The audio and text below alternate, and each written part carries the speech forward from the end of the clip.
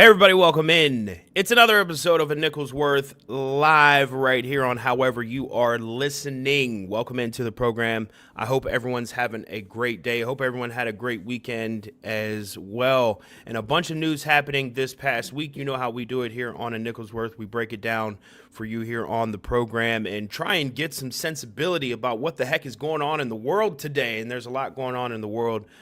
So we certainly invite you guys into the conversation. However you are listening, however you would like to comment, we always open that up for you here on a Nichols Worth. Before we go any further, let me welcome my co-host and partner in crime in this whole media operation. His name is Jovan Alford. He is to that side of me right here on the screen. Welcome to the program, Jovan Alford, once again.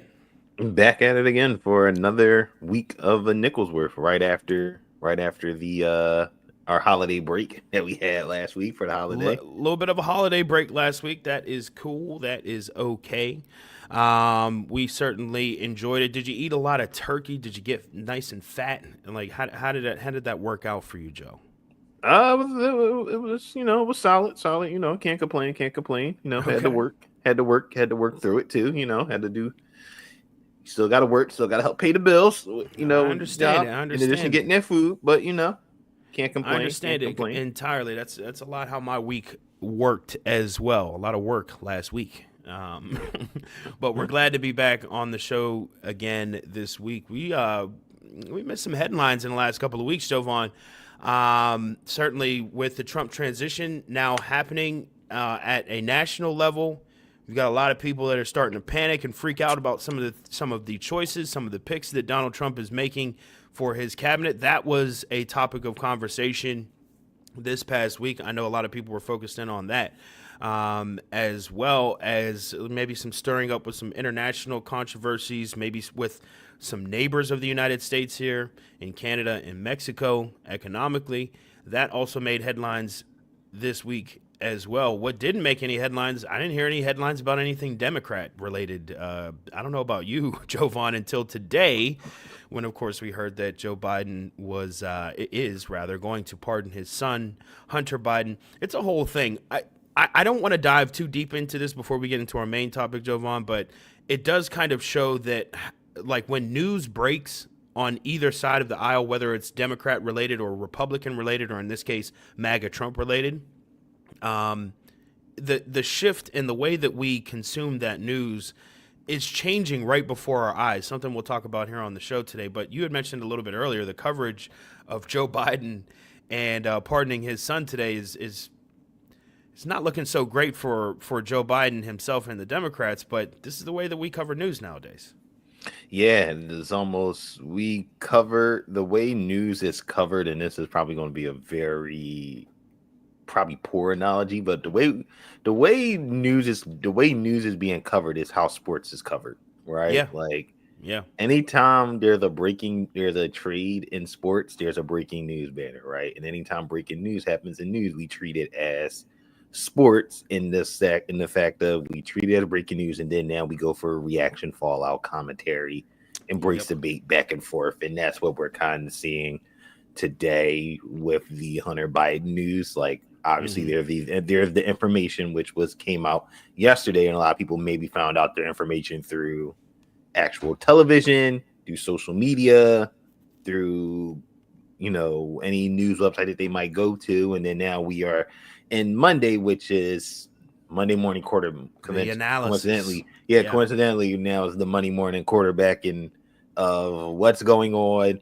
Why did he do this? Is this a bad look on him? X, Y, Z. So yeah, The how analysis it goes. continues. This does actually have a lot to do with what we wanted to talk about today, because the media landscape is changing right before our eyes right now. We wanted to talk about some of those changes that are going on right now, because as we move into the next couple of years of having political discussions and talking about how we engage civically with our environment and what's going on around us, the media that we consume along that process or during that process is Mm-hmm. going to end up playing a pretty crucial role. It's going to be integral, I think, in how we analyze what happens next. So we'll talk a little bit tonight about the media. We love your participation as well. I see already a few folks have commented in on the YouTube and on the Facebook as well.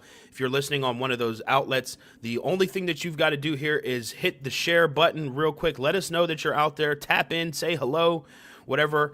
If you're here to listen, sit back and listen. We love that as well. But make sure you're doing your part to share the podcast. Leave a comment if you so choose, just like the folks have done already. We appreciate you. We appreciate you. I wanted to start out with this headline too because this kind of threw me off this week. I read this past week. You sent me this actually, Jovan, about MSNBC. They've been having a bad time. MSNBC is the cable news network most associated with liberals, I guess. Is that fair to say, Jovan? Like, Yeah, I the think cable MSNBC is network. kind of, yeah, I think it's kind of MSNBC, NBC, yeah, definitely left leaning.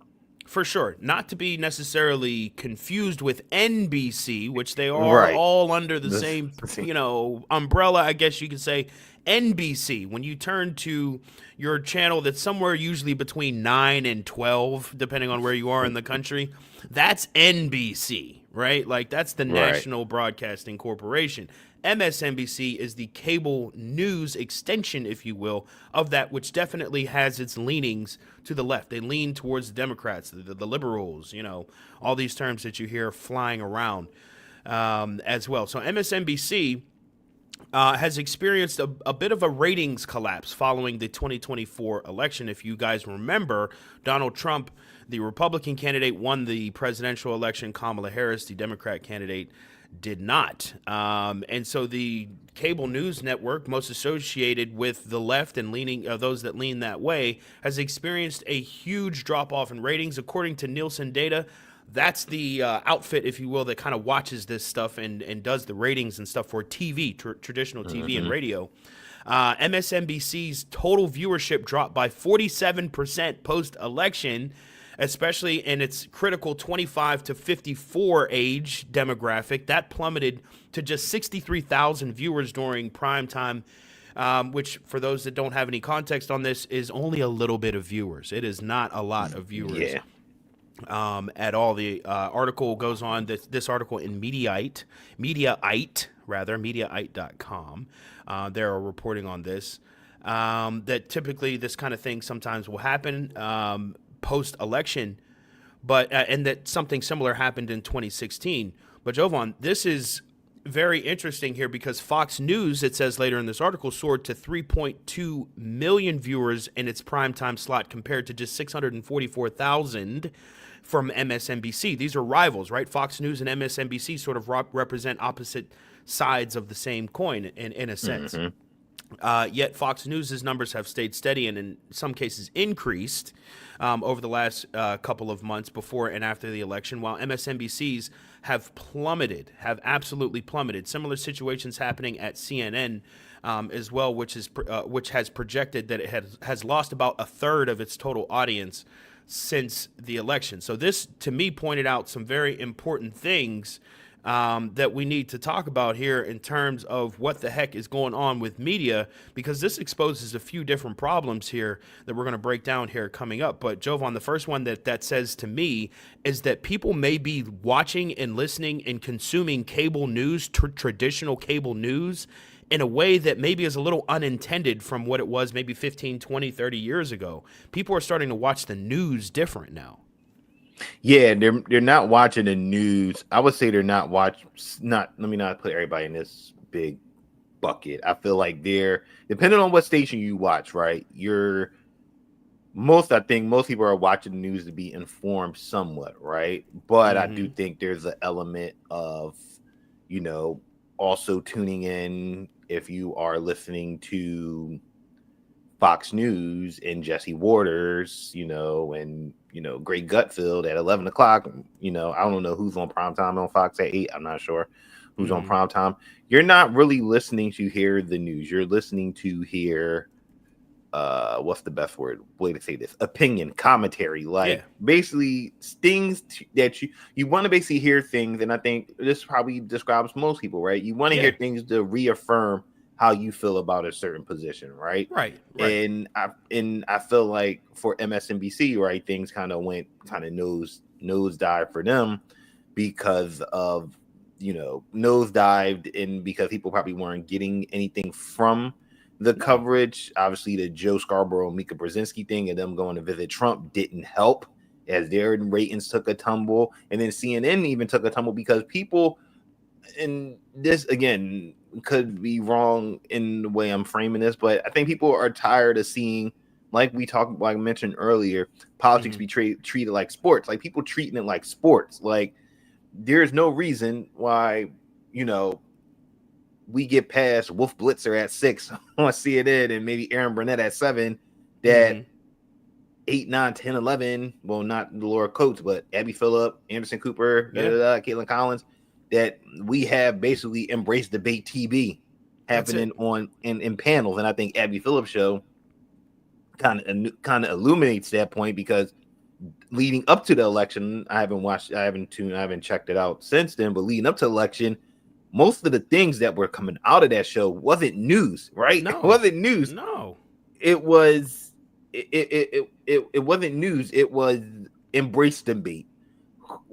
You were tuning in or seeing clips of saying, well, what is Scott Jennings going to say? Like, what point is he going to make? And then obviously you had the point from the Ryan, Gutfeld guy, the Ryan, what's that guy name? Starts with Gary Gutfeld.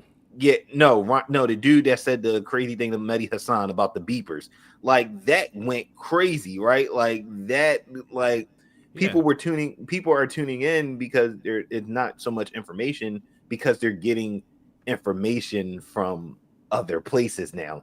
The news doesn't serve the cable television doesn't serve that purpose anymore when I can get it quickly in a much concise, short 30-second, a minute and a half segment of the important things from maybe a Twitter account I follow, maybe a TikTok account I follow. So there's a lot of things that goes a lot of things mixing this. And then who's coming into the administration, would it be in the Trump administration, Fox numbers are going to boom because they have been, front and center with his pretty much his campaign and administration coverage, even going back to, 2016.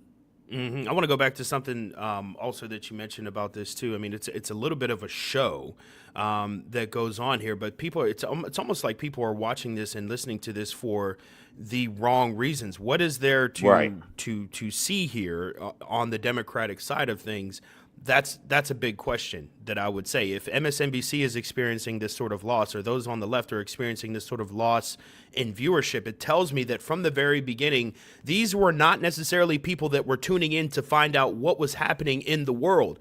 People aren't necessarily, and this is now my analysis here, this is not coming from Mediaite, but I think personally that this is a situation where people have chosen to tune into these news services, as you said, to make themselves feel good about beliefs that they already possess, things like that.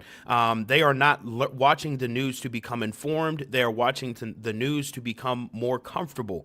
There is nothing that, to me, that is more representative of these numbers than that very concept. The idea that Fox News, which has, by the way, completely become completely become a propaganda source for Donald Trump and those MAGA loyalists on the right, it has completely become that for them. They don't have an interest in news anymore. No. They don't have an interest in fair, objective, balanced news. It's a propaganda network, right? So the reason why their numbers have not changed is because people are still listening to them and watching them for the same exact reasons as they did before. They want to continue to hear encouraging or positive things about the political side, their political leanings that they have. Right now, Fox is still delivering that.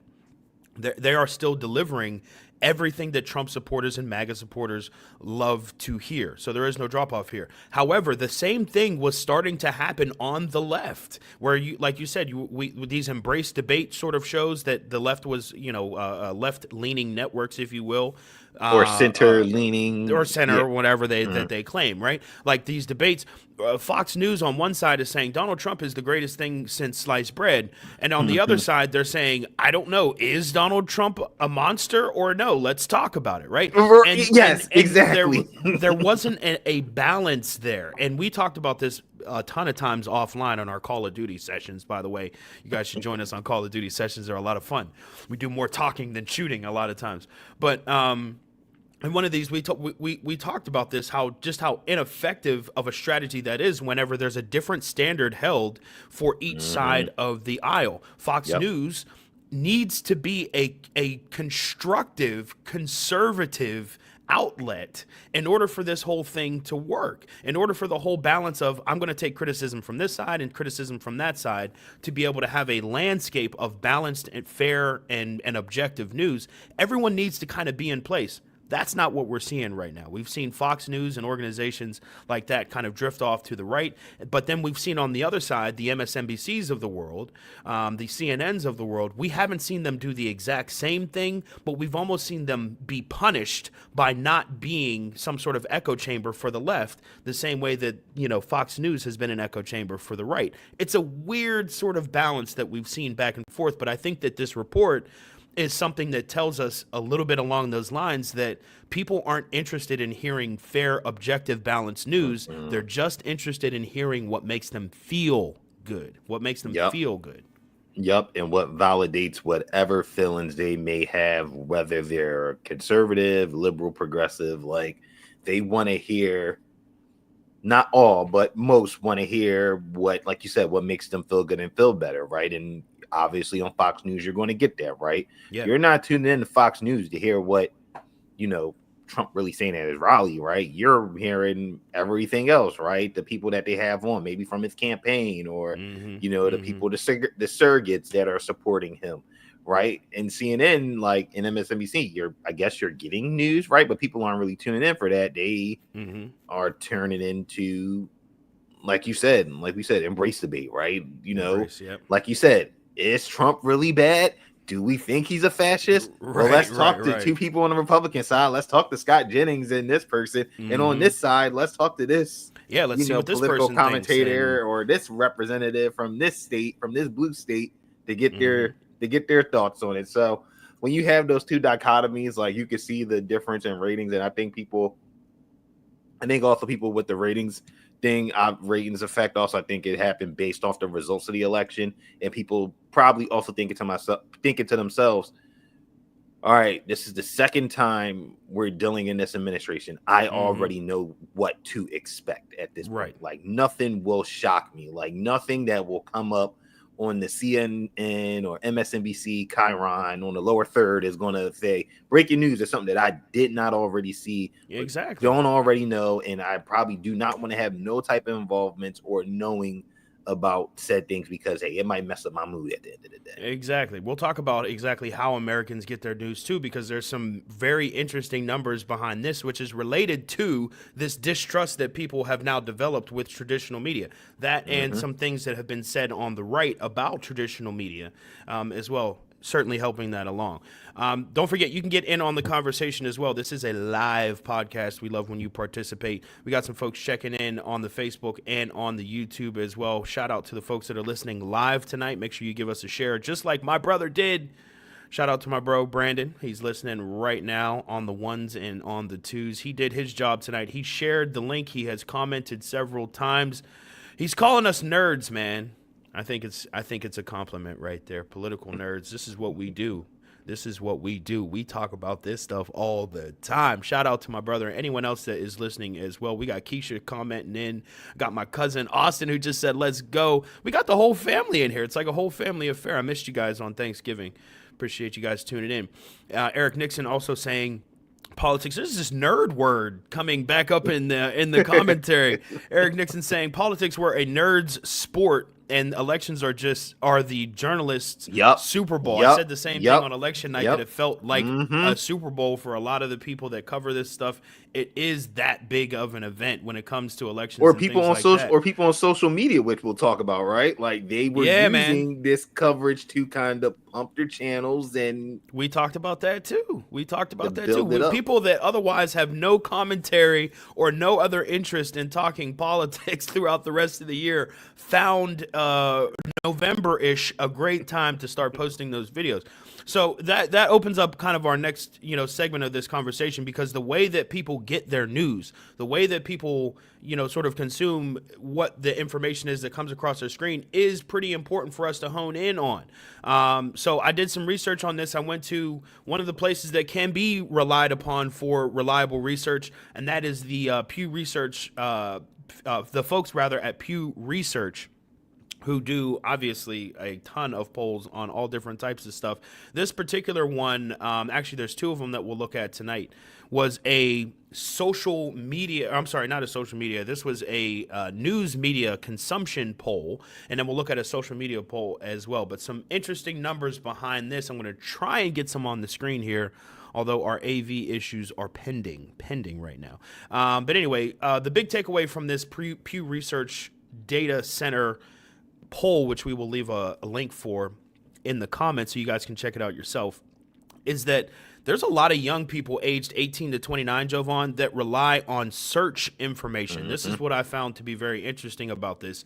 They rely on search information as their main news source, meaning that they go to like a Google or a Facebook or anywhere that has a search bar like that, like an Instagram or something like that. They go there to essentially search for their news. And let me know out there if you are similar in this as well. Do you also get your news primarily from search? Because this was an interesting sort of thing to see. People are going to Google, going to Facebook, and typing things in like tariffs or 2024 election, or Donald Trump said what, or Kamala Harris is the border czar. What does that mean? Things like that people are typing into Google, and they're actually getting more news from the search results page of these websites like Google, rather than from traditional news sources, MSNBC, Politico, the Wall Street Journal, etc., which I find to be very, very interesting. Well, I think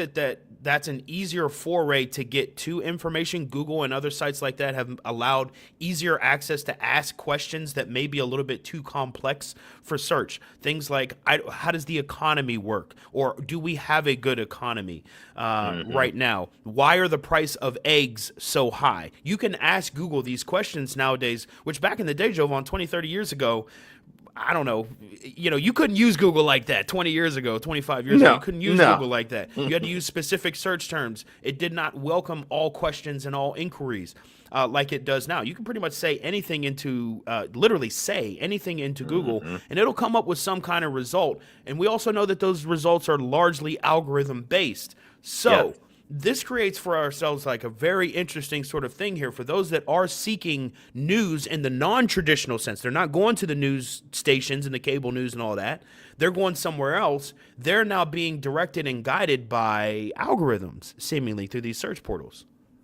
Yeah, and that's always a dangerous thing, because now, while people, in one aspect, you do appreciate people taking the wherewithal and the step to look up this information, but when you're dealing now with the algorithm on a Google and stuff, now you have to really worry about what's coming up in the top search sections. And that takes a certain news, discernment. Like Eric said, in the chat, saying SEO is golden news orgs because of direct searching.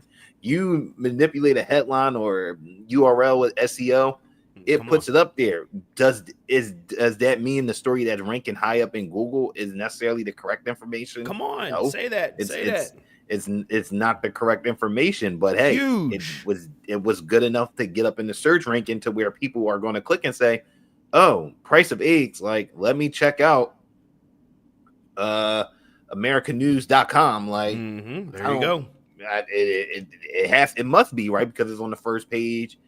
Is on the first page of Google, so it's a very dangerous situation, because very like you said, people are taking and using the queries like about the tariffs and people saying, "Can I change my vote?" stuff like that. Like people are looking these things up, but it's like you said, like they're not learning the context and they don't necessarily understand maybe what they're reading, or even potentially not even reading the right search tab. And like Will said too, people always think that the top search tab is the undeniable truth. Right.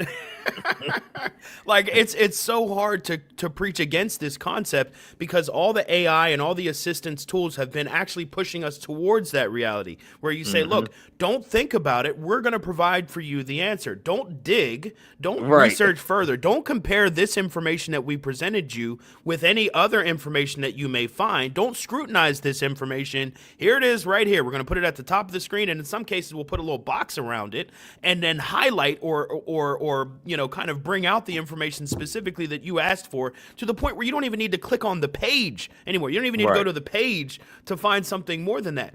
What these tools have been telling us is, listen, you need to trust what we are telling you. You asked what 2 plus 2 is. We're telling you what the answer is. Never mind doing the arithmetic behind it. Right. Don't do don't two stop it. All right, we're going to tell you exactly what 2 plus 2 is. You don't ever have to think about that. And like you said, the problem is context here. It's one thing if you find out a piece of information. Donald Trump is planning to impose tariffs on Canada and Mexico. That is a singular piece of information that in a vacuum doesn't really mean much. Honestly, it's dangerous to form an opinion off of facts and facts, but off of information rather that can be gathered in a vacuum. What is the context behind this tariff conversation? What does that mean to impose tariffs on other countries? What does that mean to impose tariffs on allied countries that are quite literally touching your country? These are all topics that are important in understanding the topic of tariffs and imposing tariffs on a fellow country. However, if all you're getting is the idea that Donald Trump said that he's going to punish other countries and that America is going to be stronger because of it, you don't have any context. You may very well have been somebody or may be somebody that believes in in the things that have been said on the campaign trail because that's how campaigns work. They tell they lie a lot. Right. But you may have been improperly influenced by that. Maybe your vote was improperly influenced by the idea Hmm. that you didn't have all the information, but you had some information. You Right. had something that went along those lines. And right now, Google, Facebook, anything that runs like a news operation or a data operation is licking their chops at the opportunity to just soak in people. Listen, you think Facebook or Google cares if you visit their website for the wrong reason? Guess what? No. No, they don't care. You think that that Facebook is concerned that you might come across the wrong piece of information as you visit its website? No, they are not concerned. So long as you are on that website clicking stuff and making sure that Hmm. the rotation of their advertisements roll through, they are happy to have you. It doesn't matter if you're looking at false information or true information. And that is what we must be aware of. There are rather still a lot of really good, trustworthy news sources that exist, but they exist in the same shared spaces as a bunch of bull crap, to put it lightly. And it oftentimes becomes hard for people to pick and wade through that whenever news is presented in a social media environment. When it's presented in this kind of way, people don't know how to separate the wheat from the chaff, to use a biblical Right. reference, and only focus in on the good stuff. Yeah, that's the truth. And I think when we touch on the social media aspect, I think that's where it really gets dangerous, right? Because social media is only a snapshot of a clip, right? You might not get the full news, and you might just get the portion that was the hot take, or Yeah. and that's all people, that's all people will, know. So when you have this, and like Eric said, even gamer channels turn to politics and even drop Mm-hmm. videos like why Mm-hmm. no legal, like when you have all those type of things flooding the ecosystem to the point where, like we talked about even before the show, how regular folks they can just turn on the computer, turn on the camera, turn on their phone, hop online, and just talk. And like you said, That's it. Yeah. does Facebook care? No. Does YouTube care? No. They don't care that there's no guardrails. Nope. They care that you're participating. They're okay with you clicking and watching and liking and subscribing and sharing all that stuff. So it's a very slippery slope that's only going to get worse as we move I more think it towards is. a digital age and leave more so behind the traditional way of how we intake media. I agree with that. Tell us what you think too. What direction is media headed in? Because it is, it's in shambles right now. I think that the way that we are heading does sort of discourage people from using a critical mind. And this is important data because there's a lot of people that primarily get their information this way. As I said, we have some numbers here for you.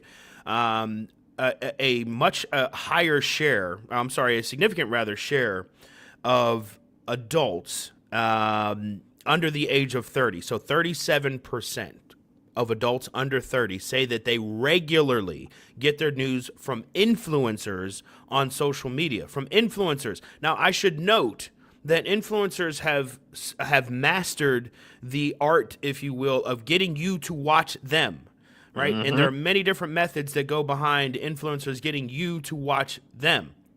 However, the attractability, if that is such a word, of somebody's YouTube page does not go into the journalistic integrity of that person's YouTube page or whatever else like that. There are people who have millions or hundreds of thousands or tens of thousands of subscribers and followers, if you will, followers that are going to listen to basically whatever these people put out, right? Like, Right. in theory, you want to say that the better content is going to be viewed more, but that's not always how it works. I think you and I both know that. No, it doesn't. So when you're getting your news primarily from influencers, and this is young people under the age of 30 right now, although millennials and older folks, we'll get to you in just a second.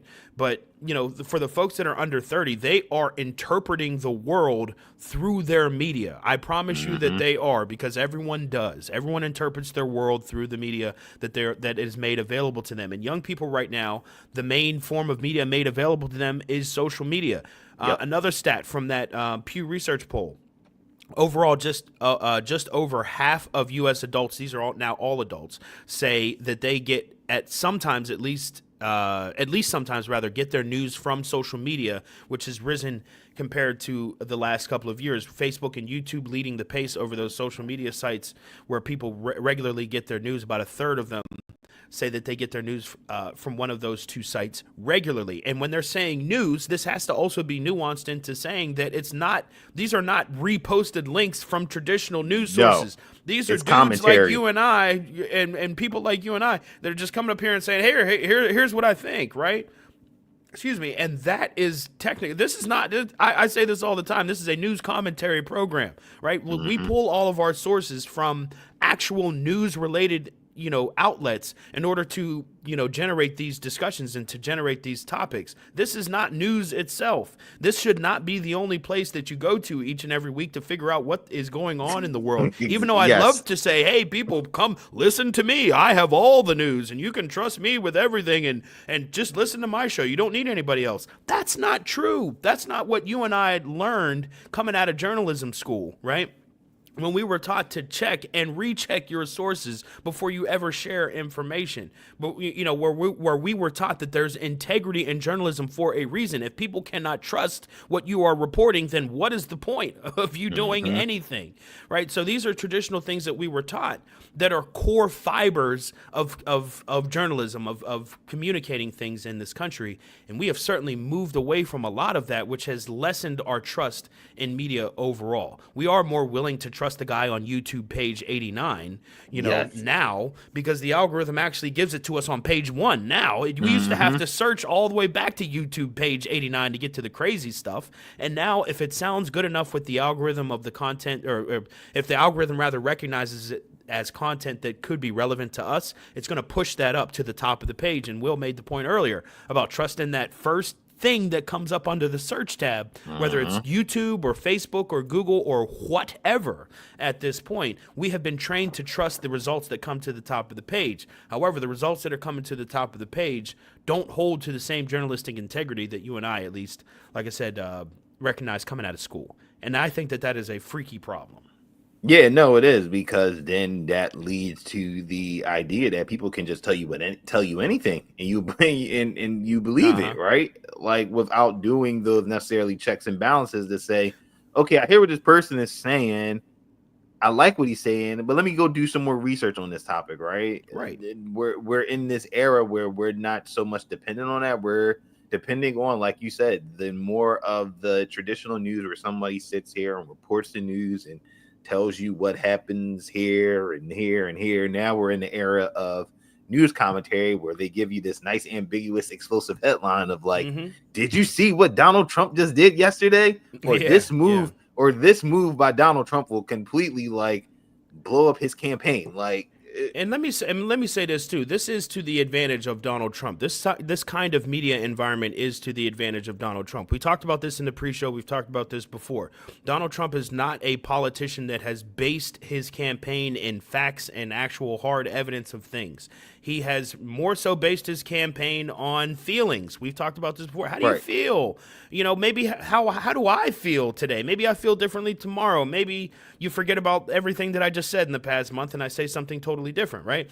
It's very hard to keep track of factually what Donald Trump is saying. It's part of the reason why he became so sort of he sort of came undone at any sort of challenge of fact checking during the course of the campaign. He's like, whoa, what are we checking facts for? Hang on, right? JD Vance kind of, started to follow along after he was picked as his running mate. And the reason why that is, on top of the idea that this is not the most trustworthy man in the world, by the way, but the reason why that is because he can play to his advantage, rather, is to an audience that isn't paying attention to the details. If you could tell people, again, just current situation, this was real, by the way, this happened this year, I'm not making this up, in quite possibly one of the most impressive American economic recoveries in history.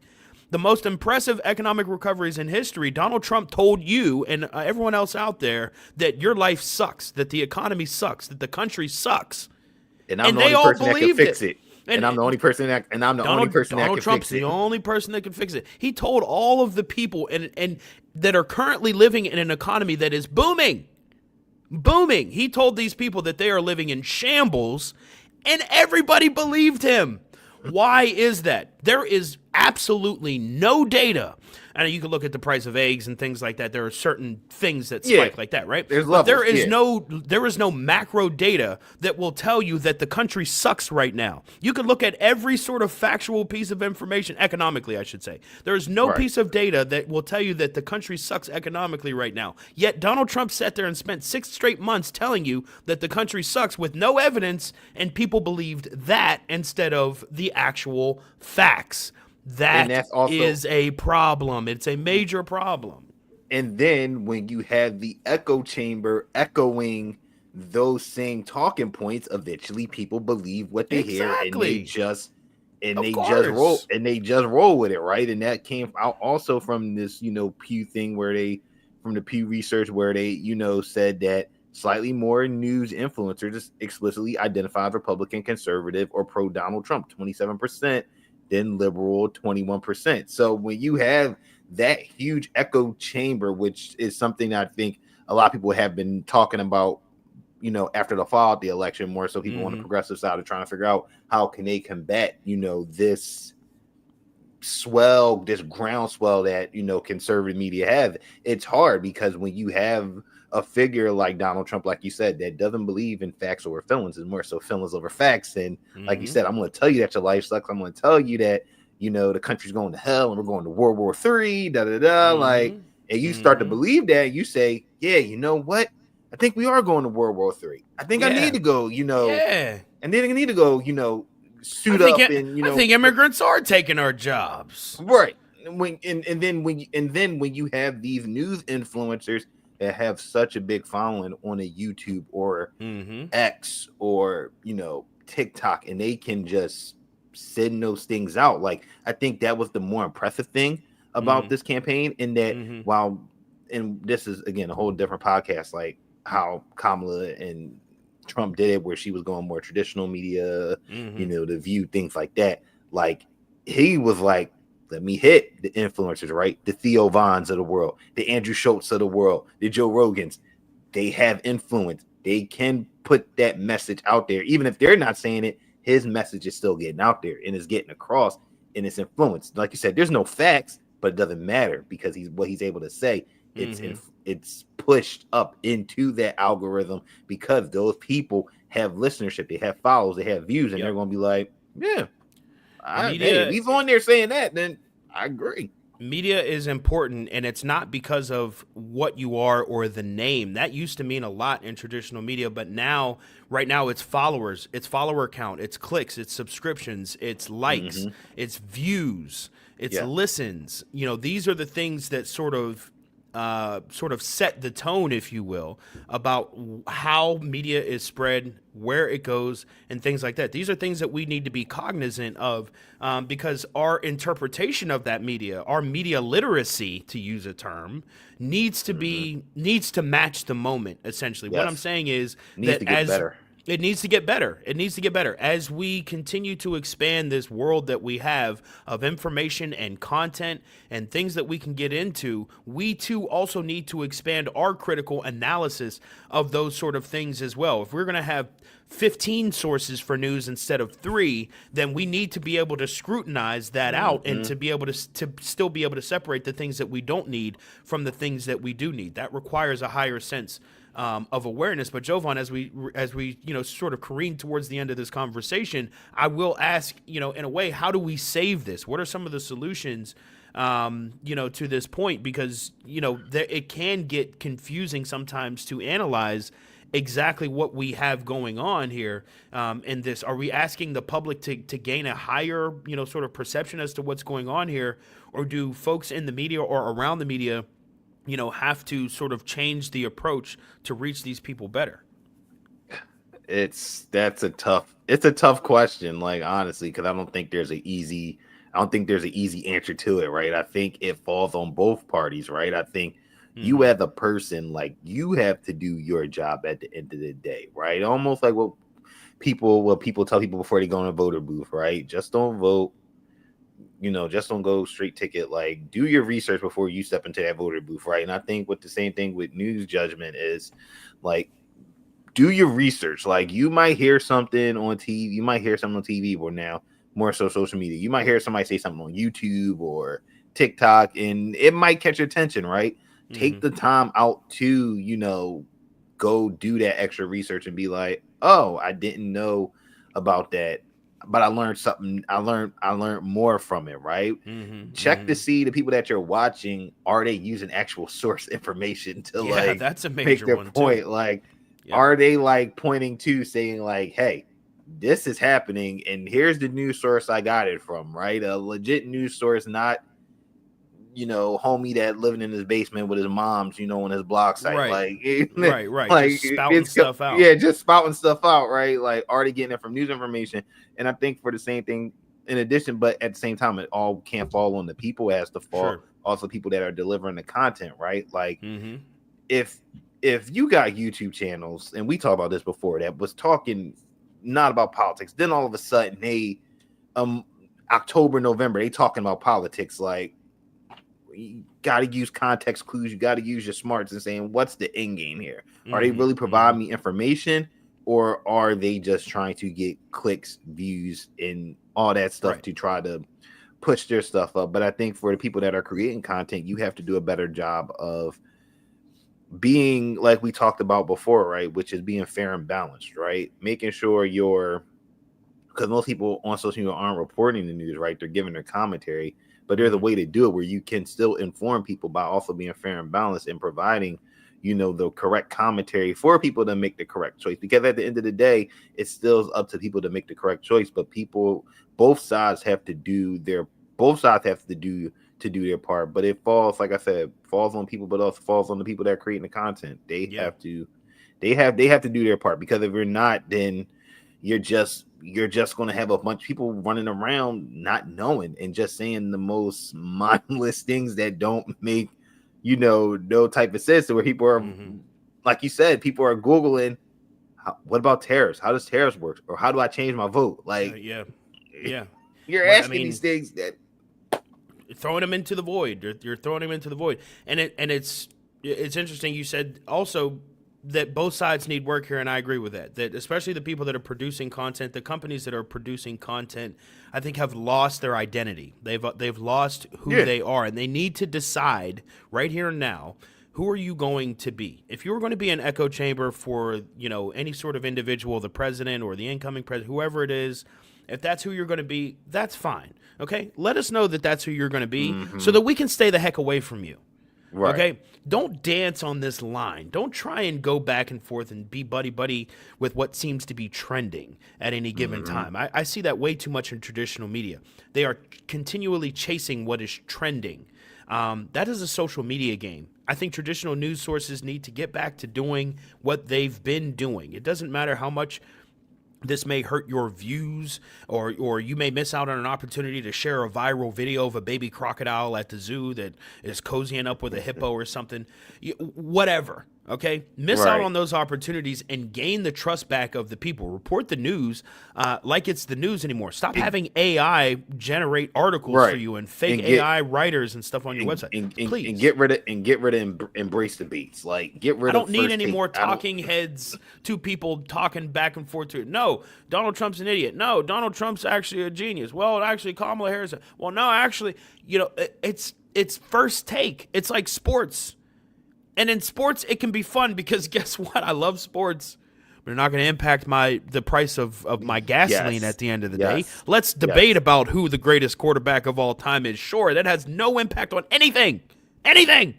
No. But when it comes to who my political choices are moving forward, when it comes to who my political leadership is going to be moving forward, that matters. And it deserves better than a first take debate stage, floating heads, whatever type of discussion. It requires something a little bit more standard on that, which is tell me what's going on. Let me make the decision about what's going on. But just start with, let's get back to, if you will, telling me what the heck is going on and nothing else. I think that's a good way for news companies and organizations to sort of get back on the trustworthy side of Americans. But they've got some work to do now because they've got to overtake this wave of people that now trust podcasts, social media, and search queries as their news sources instead of them. They've got some work to do on that, but I know it's possible for sure.